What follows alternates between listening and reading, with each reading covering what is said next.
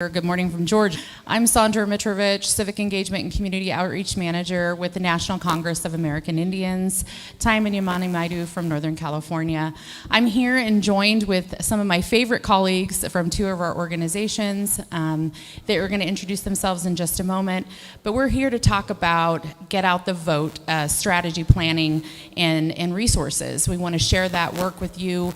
We've been here and working our way across the country in all these beautiful candidate forums, talking about how to get out and vote and why you should get out and vote. And we heard such a fiery message this morning from Heidi Heitkamp and why the Native vote is important. So now we're going to talk about how you actually go about doing that in your community.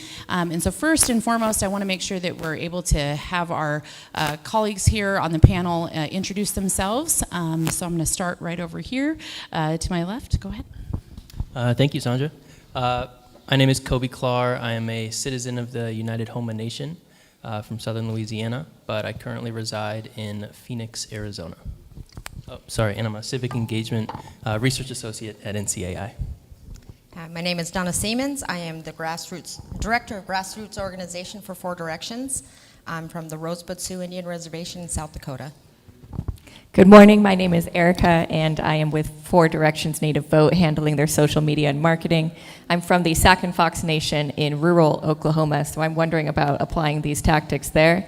But I also live on the ancestral homelands of the Miwok and Pomo in the middle of California, so I'm going to be thinking about them for these strategies too. Thank you. Thank you so much, Erica. And I love that Erica just made that point. Many of us are not living on our tribal lands, and so a lot of these strategies, we want you to know, these are strategies that you can take across the country no matter where you're living. And we're going to talk through also some resources and also hopefully help you connect with potentially some grassroots organizations that are doing this work on the ground in your state. So we're going to get started, and we're going to talk a little bit about, first and foremost, I want to just re-engage us in the discussion of why the Native vote is important.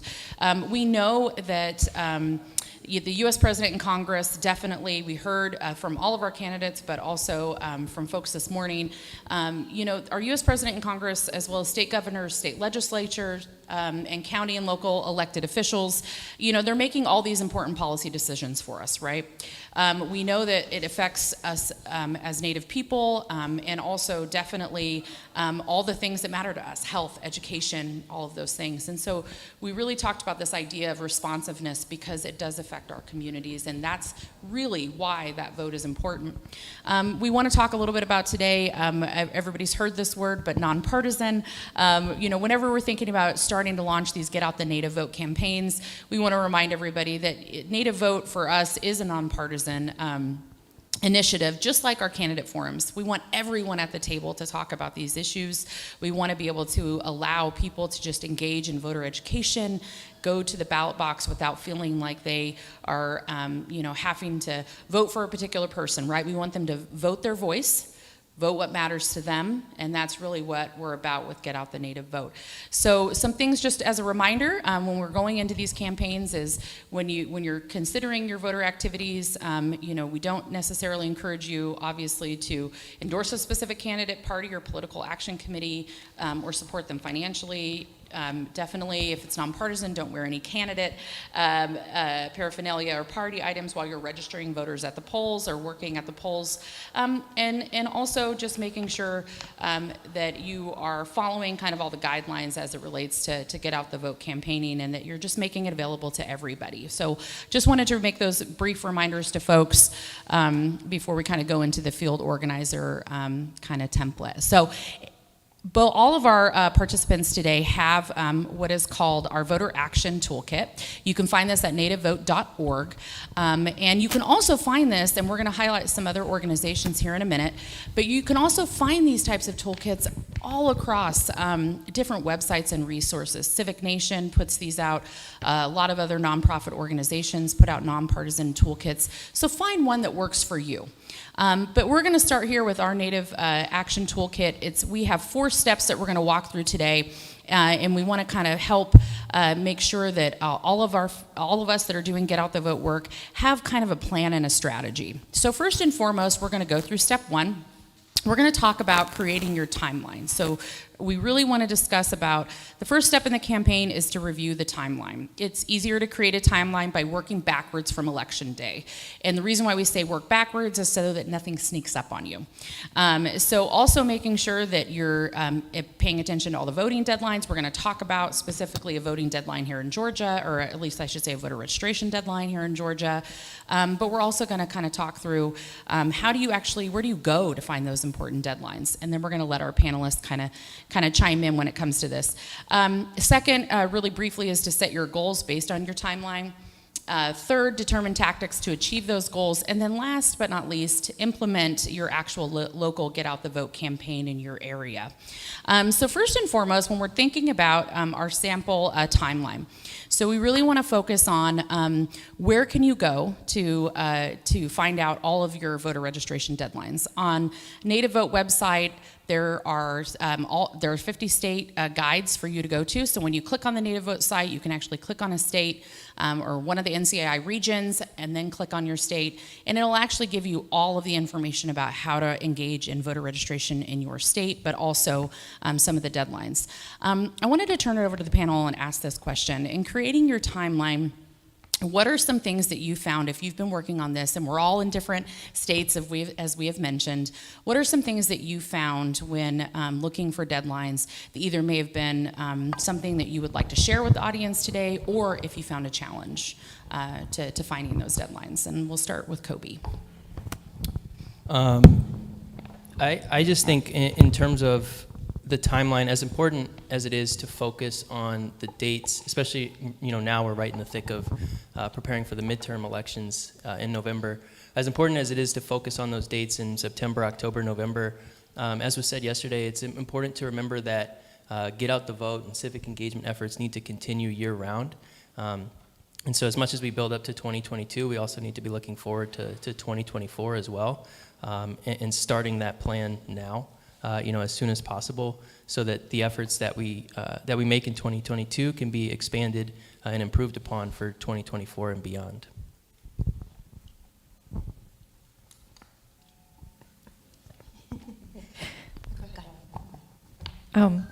Sorry, Erica with 4 Directions Native Vote. So here in Georgia, I don't know if there's a specific deadline date for registering to vote, but I heard yesterday that it must be 28 days before the election day. Is that true? Yes. Okay. It's October 11th. Yeah. October 11th, and you have to register to vote 28 days before. So not only is there a date rule, but there's a date timeline rule. I didn't know that both occurred, being from California. Well, I've noticed that what's best to get, as long as you keep it going throughout the year, regardless if it's an election year or not, keeping the people informed of the dates that are coming up, or the possibilities that they could actually run into. Because I always inform the voters, the things that could be challenging if their IDs don't match their addresses and stuff, to actually just keep them engaged, keep them informed. And that helps when it comes to the deadlines of the voter registration. Such great tips from our panel, such great tips. Definitely all the things that everybody said. Continue and consistent throughout the year. We don't just want to maintain the deadlines during a voting year, right? As what everybody said. We want to make sure that depending on what state we're in, right, that we're following those deadlines. We may be really used to our state. I live in Nevada, so I may be really used to my deadlines, but I'm not necessarily going to know about Georgia, right? We all had to kind of prep when we came here to Georgia to learn about their deadlines. And as we mentioned again, Georgia, October 11th is your date, right after Indigenous Peoples Day. So let's make sure, and we're going to talk a little bit about how you can also participate in voter registration at an event this evening if your schedule allows. So definitely all the things that the panel just talked about, make sure you have those deadlines, make sure that you're constantly checking in with your Secretary of State website, make sure nothing has changed. You can also look at, when you're looking at launching your final voter registration drives, some states have different rules, right? We all know that when it comes to voting, and they allow that registration all the way up until election day. And so we also want to make sure that we know all of those deadlines and voting early, right? We also want to make sure we understand what those vote early deadlines are. And also if your state allows those mail-in, right, mail-in ballots, ballots, that we also understand launching your final vote by mail efforts. So those are all really, really important information when you're thinking through your timeline. And specifically, we know that there's a lot of things going on in October, which we're very near October right now. So there's a lot happening for us to get out and vote early if we can. And then, of course, in November, we want to make sure we're following up with voters, reminding our voters to get out and vote on November 8th. And then also ensuring, and we're going to talk about this a little bit too in our strategy, but making sure that we're recognizing and reporting any voter suppression efforts, right? We're going to talk about one of our wonderful partner organizations that does a lot of great work in election protection, the Native American Rights Fund. They have a lot of resources for us on their website as well. On narf.org, we want to make sure that we push people to their site. There's language assistance guides and many other things that we'll talk about here in a little bit that NARF offers up for folks. So now we're going to go into step 2. So we've kind of established our timeline. We've looked at all the different deadlines. We kind of understand what that is. Now we're going to start setting our goals based on our timeline. So we're going to focus on every great mission, right? We have a goal, right? We always feel good when we set that goal, right? And we're able to say, oh, we met that goal, we surpassed that goal. That's something that's always a really good feel-good thing for us. But also, I think it just helps us create some structure. So one of the things we're suggesting is registering at least 100 new voters. And this will be as part of our cause. Part of this is just really making sure with those 100 voters, we know that they're probably going to talk to somebody else, or they're going to probably bring someone else with them. So we know that those 100 voters actually could potentially turn into 200 voters and so on. Alongside that, we're going to recruit 10 volunteers to support Native vote activities. And so I just recently went through a really wonderful organizing training with Native Organizers Alliance, or NOA, and we're going to talk about them in just a little bit too under resources. But they had talked about, find your five, those people that you know have your back and you can call them for anything, and they're going to be the ones to help you carry out your mission, your plan of attack, right? So recruit those volunteers to support those Native vote activities in your community. You want to increase community turnout by 25%. We saw this in Nevada, in one of the counties in Nevada that did this in the last election cycle. And when you go back and you look at their strategy, it was a lot of what we're talking about right now, is recruiting a bunch of people to help out. Visually, they had things out in the community all the time. And as you all mentioned and reinforced today, they were constantly talking about it and keeping it going. Understand how COVID-19 has impacted any voting rules in your state, or how we've had to pivot. And also reminder that we have Native communities that are still, that are still shut down in some places, that are still, keeping cautious eye in their community to stay healthy. And so we want to respect that as well. And then last but not least, educating the community on potential voter disinformation and suppression activities like we talked about. That election protection piece is so crucial. So I want to turn the time over to the group to talk through, in your state, when you're thinking about these goals that we just laid out, recruiting those volunteers and registering new voters, have any of you done or participated in a voter registration drive, whether that's assisting, volunteering, setting one up yourself for the first time? And what types of tips or advice would you be willing to give today to our audience about kind of this next step, and maybe even some other things that maybe we didn't think about in setting up our goals? And we'll start this time with Erica. Absolutely. Thank you, Sandra. In thinking about these goals in my state of California, one volunteer event that I did was in 2020, cold calling Native Americans across the United States from my house, using a phone list and an organization that had access to those phone lists to encourage them to vote in a non-partisan way, not encouraging any candidate, but encouraging them to just make sure that they're registered and get their vote to the ballot box. So you could do something like that. You could cold call in your community or outside of your community. But another way to get new voters is to go door to door. I know at 4 Directions we've done that multiple times. Donna's done that. And so those are ways that I would think of getting those new voters put together. In recruiting volunteers to help support you, of course, friends and family are thought of first. But in being engaged in the community, attending those Native American events local to you and finding those events, recruiting those people and just talking to people, you can get those volunteers that you need. Thank you. Well, I found when I go out into the field that empowering the household. If you find the person that gives the answers or makes things happen in the household, that's who you go to. And you empower each household to engage their families to bring them in. And it's less discouraging for you as an organizer to be able to set a goal that's actually very high. Because my goal is get them all. Yeah. And the best way for me to do that is to engage each family. Fantastic. Thank you. Such good advice. Kobe? And I have not participated in a direct voter registration drive in my past, but I certainly look forward to with all of these helpful tips. I do just want to reemphasize, especially living in Arizona, that last goal of educating the community on potential disinformation and suppression activities. There's a lot of that in our state. I know there's a lot in a lot of other states as well. So just being mindful and aware of those efforts and combating them with sort of education like this and education from Four Directions and other partners as well is really important as we build out these campaigns. Thank you so much for that tip, Kobe, that last tip. That's super important, the mis and disinformation, right? And how do we stop that? So step 3, we're going to talk about determining our tactics now to achieve our goals, right? So with every good strategy, we got to have these tactics. And so one of the things that we can do is, and actually we have, I got some useful hints and information from OJ earlier that we have folks that are helping us create lists to know where maybe our gaps are in our voter registration.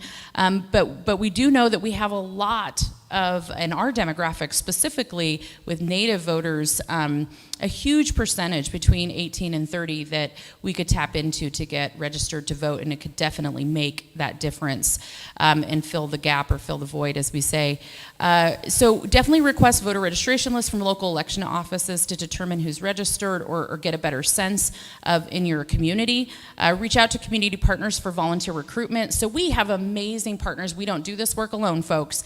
As you heard throughout this 2 days of this forum, we all partner together, and in unity we're able to ensure that we can host these events. And so definitely you have people in your community, I guarantee, that would be willing to partner with you to do this type of work. Everyone from All Voting is Local to other groups that I know on the ground, and we're going to talk about some of those Native grassroots partners here in just a few moments that can help partner with you in your state. In California, we talked about California, California Native Vote Project and others. There's definitely those grassroots groups.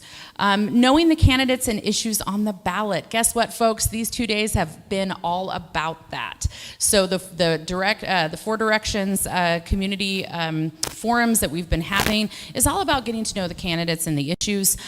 Most often what I hear from voters is just that. I'm not sure who to vote for. I don't know where they stand on the issues. Well, that is why we have these forums, and definitely want to continue to encourage you to get involved in those town halls and in the discussions. So organize, make a plan to vote, and phone bank to increase voter turnout. We just heard that from one of our panelists, right? Get involved in text banking and phone banking. If you are not a phone banking person, you are not that person that's going to sit and engage in that conversation on the phone. I get it, trust me. I have a lot of people that don't call me, but they text me. You can text bank as well, and you can reach out to us and we can connect you with a good platform for that. So that's another good way. And then last but not least, making a voting plan, doing an education event for potential voters. Obviously, again, I just want to stress, especially in Native community, if we want to make sure we're doing this safely. If you're going to host an in-person event, encouraging to just keep those healthy guidelines. Or you can always do it virtual. We're used to that now. We're kind of, I think, old hat at that now. And so I think that's something. I want to turn it back over to the panel just to give a few more tips. Are there any other tactics that you would say are super crucial for any of these things that I just mentioned, from knowing your candidate to also determining how you can help achieve, again, that volunteer recruitment, or any other platforms that you've used or that you've heard about that might be good platforms for people to consider using? And we'll start with Donna this time. Well, when I go into field, I always use the fact that we're all related. And if you come to them like your family, which we all are, and you reassure them that this is very important and that they need to be involved and that they need to get their families involved to be heard, because we're not quiet, we're not silent people. We have things to say and people need to hear it, and as long as we're engaging each other like family, then we will never go wrong. So. I just wanted to well, certainly second that, but also reemphasize the make a plan to vote. I think that's especially important. A lot of the barriers that our communities face are with actually casting a ballot, whether that's a long distance to travel, lack of mail for vote by mail. I know Arizona's a heavy vote by mail state, and so that's been an issue, especially on the Navajo Nation. So starting that plan early and making that plan and being able to execute it and relying on those in your community to help you make that plan, execute it, and have your ballot cast and counted. Absolutely. I echo what my panelists have here to share. What stands out to me in this step is requesting the voter registration lists, but also reaching out. Those words really pop out to me because I'm lucky enough to be specifically acquainted with the chiefs of where I live on the ancestral lands of the Pomo and the Miwok. One of the chiefs for the Pomo is a professor at my university, Sonoma State University. So in reaching out to them and having that voter registration list, we can identify specifically who we need to talk to and encourage to register to vote and execute that plan. So thank you. Yes, I have one more thing to say. The mail-in ballot option is great. It's a good option, but I would encourage people to early vote and vote in person. That way they know where their ballot is. It's empowering them and making sure it gives them a sense of accomplishment when they cast their ballot themselves. The mail-in's great, but I always encourage early voting and in person. Thank you so much for that, tracking that ballot, right? And there are those resources too to track that ballot to make sure. So I appreciate that extra added tip, super important. Our last step, but definitely not the least in terms of what we're gonna talk about to round this out, is launching your actual campaign. Writing out your timeline, we already talked about that. Setting your goals through election day, super important. Complete those tactics and as part of that strategy that we just talked about. And of course, by no means is this an exhaustive list. This is just a brief list for people to consider. And then you're implementing your campaign. Some of you may be thinking that are tuning in, I don't have a comms person. I don't know how to do these social media graphics. I don't know how to do any of these things. Well, guess what? You're not alone. We have toolkits. We have different partner organizations that are part of our wonderful civic nation that participates in the civic holidays that have a ton of toolkits. They have messaging that will help you create a Twitter message, that'll help you create the Instagram messages, and those posts for Facebook. And so I want to stress that if you're thinking through these steps and you're thinking, Sandra, I don't have all of those other resources, well, you don't have to have a fancy comms person. We would love to have everyone have an Erica right in their corner that's a comms person, and I will just say I'm very blessed because we have a beautiful comms team at NCAI that does a lot of great work for us. You don't have to have that. We will help you identify resources to help you get out that plan and to message. And so I want to stress that. I want to thank the panelists for all of their feedback as it relates to this, to all four of these steps. I want to also stress and encourage, reach out to your tribal community partners. That is going to help you go a long way. I just completed a campaign training with Advanced Native Political Leadership, and they had us do this exercise where they said, we're going to give you X amount of minutes. We need you to write out as many names as you can, that if you were going to run for office and you were going to do your campaign, who in your corner could you lean into that could help you with this campaign. And what was really exciting and interesting is as I started to fill out that list, I actually had more people than I thought. that could help me do that. And it was kind of a fun exercise, but you could do that same exercise here. Start writing out those people in your community. You know who those people are in that community. Those people that when powwow time comes, they're the ones that organize everything, do everything, and help make sure that event happens. So reach out to those partners that you know are movers and shakers and that are going to show up. Definitely contact your local tribal election office. Get your elections committee involved. I sit on my tribal election committee, and I will tell you, it's exciting, it's fun. In all of this that we're talking about, these midterm elections and definitely leading up to general election in 2024, we don't want to forget our local elections, our tribal elections, right? Get involved at every level, because that is what's going to help us continue to stay at the table and participate in the conversation. And last but not least, again, use those resources at nativevote.org and other partners that we're going to chat about here in just a sec.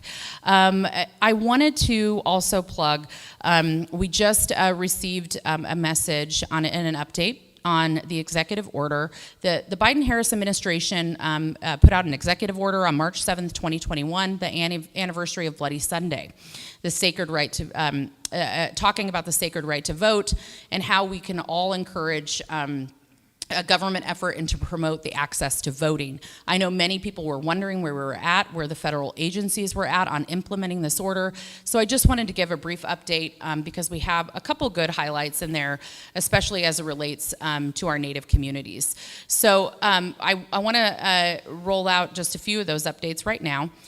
The National Voter Registration Act, also known as the Motor Voter Law, requires entities like State Motor Vehicles Office to serve as a one-stop voter registration hub, ensuring that Americans are smoothly, conveniently, and accurately registered or vote in the right place. That executive order directed federal agencies like the Department of Motor Vehicles to consider what they were going to do. So that's one update there, encouraging all those motor vehicle agencies to, again, be that one-stop shop. Department of Veterans Affairs is announcing a pending partnership with 3 states to provide voter registration assistance and information to veterans and their families and caregivers while they access services at VA healthcare facilities. So the department is poised to accept designation as an NVRA, voter registration agency, requested by Kentucky and Michigan, and will serve as a voter registration distribution agency in Pennsylvania to provide voter registration materials and information to veterans, their families, and caregivers. In May, Kansas designated Haskell Indian Nations University, operated by the Department of the Interior, as an NVRA voter registration agency. This is the first federal program ever designated this way by a state. And then in July, followed by a formal proclamation in September, New Mexico designated Southwestern Indian Polytechnic Institute, also known as SIPI, operated by Interior, as a Bureau of Indian Education post-secondary institution, as an NVRA voter registration agency, making it the second federal program ever designated in this fashion. There's a lot of other updates there, but I wanted to just stop there and highlight those. Please definitely stay in tune with updates on the executive order. As part of NARF leading our NAVRAC coalition, Native American Voting Rights Coalition, NCAI, NARF, and other partners are tracking the EO and the updates to the EO. We have a subcommittee that's doing that. So I want to make sure that we're just kind of staying engaged in that space. I'm going to turn the time over right now briefly to Kobe. He's going to talk a little bit about NCAI being across the country at various different events and activities, and Kobe was able to be on the ground with us in Phoenix, Arizona recently to join one of their events, and so I'll give some time for him to talk a little bit about that. So if any folks are tuning in from Arizona, you can get a little bit more information about partners on the ground there. Kobe? Sure, thank you, Sandra. So yeah, one of our good partner organizations, and along with 4 Directions, of course, is the Phoenix Indian Center there in Arizona. And their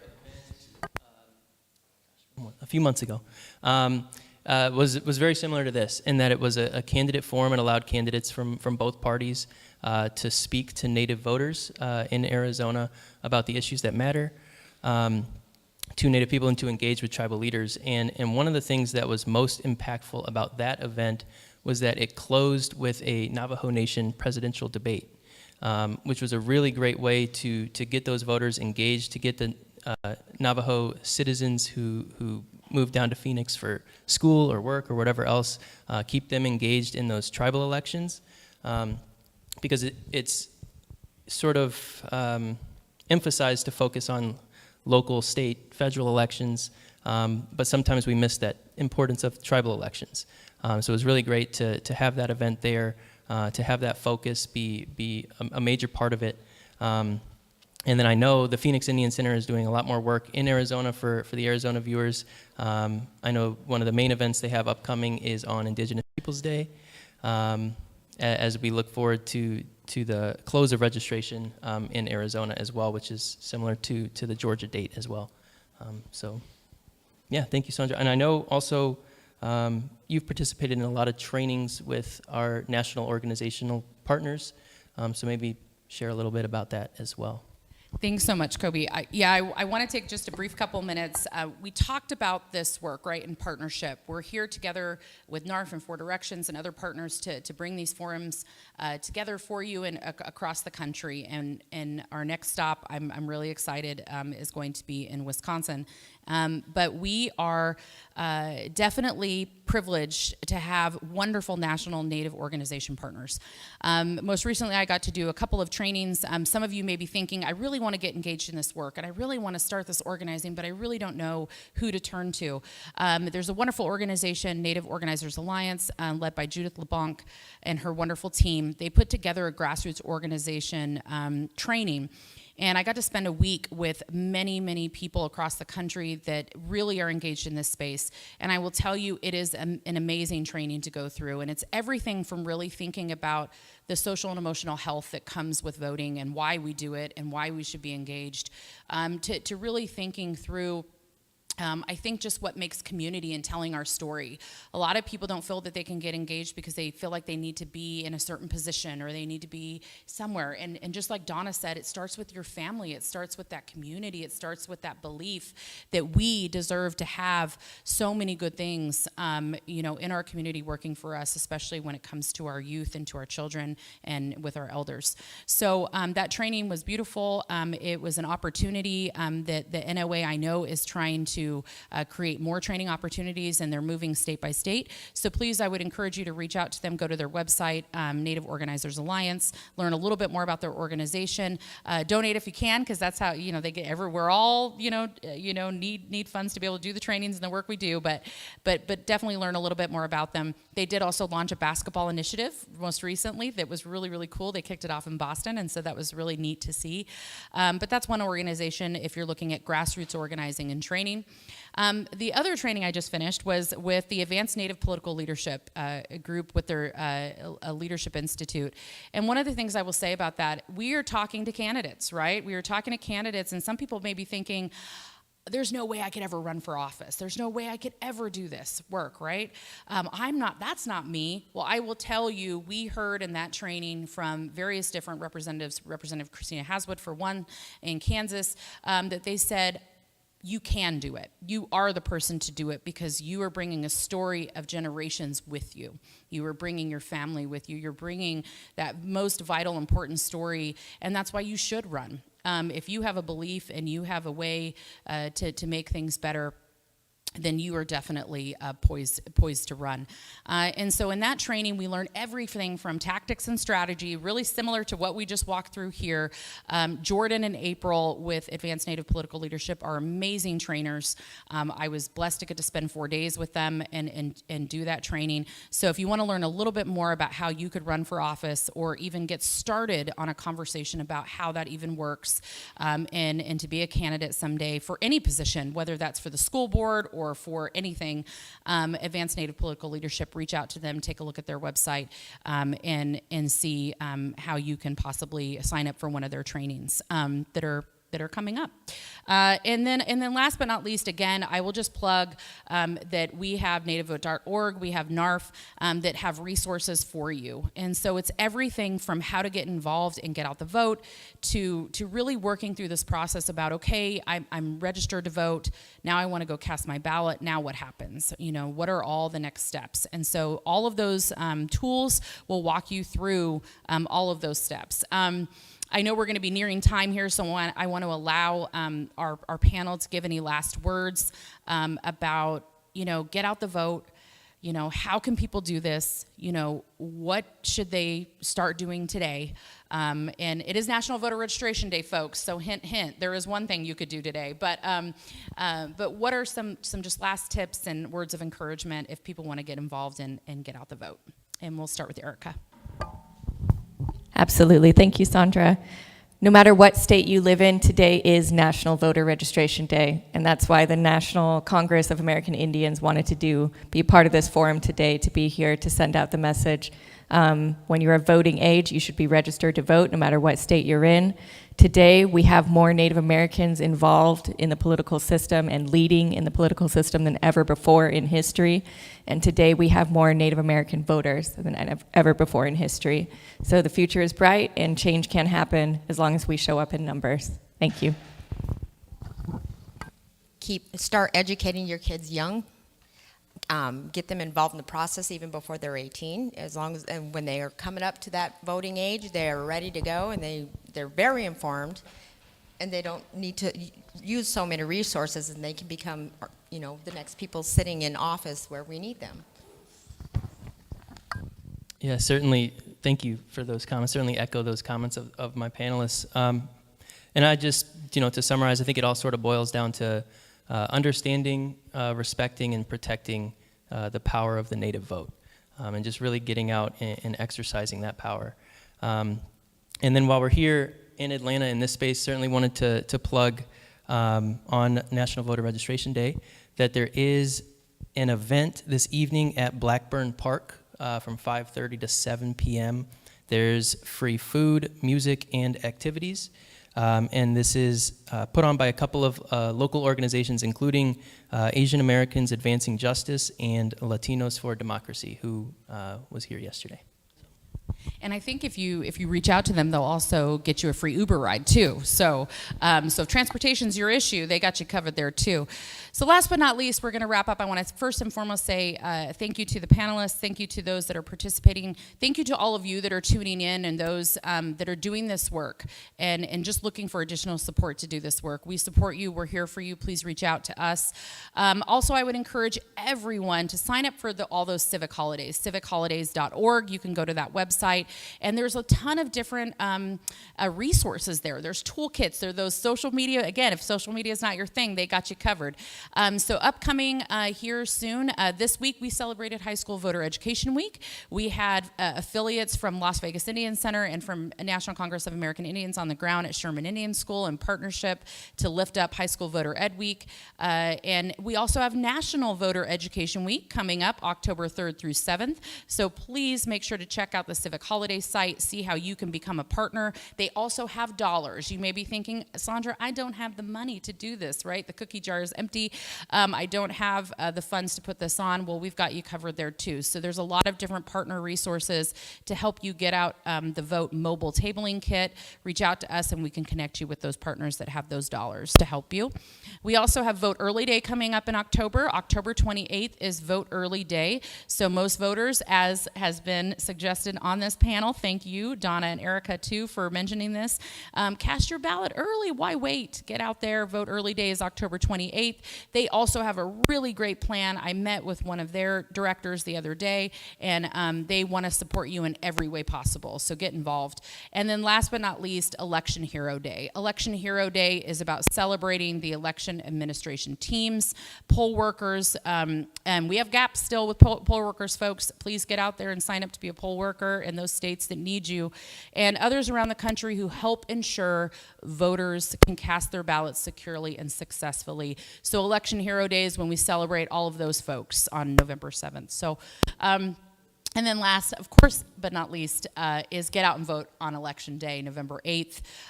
Thank you again to everybody here, everybody tuning in.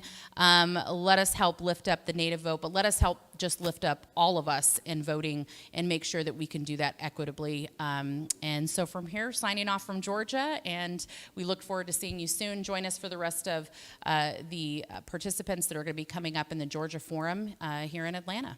Take care.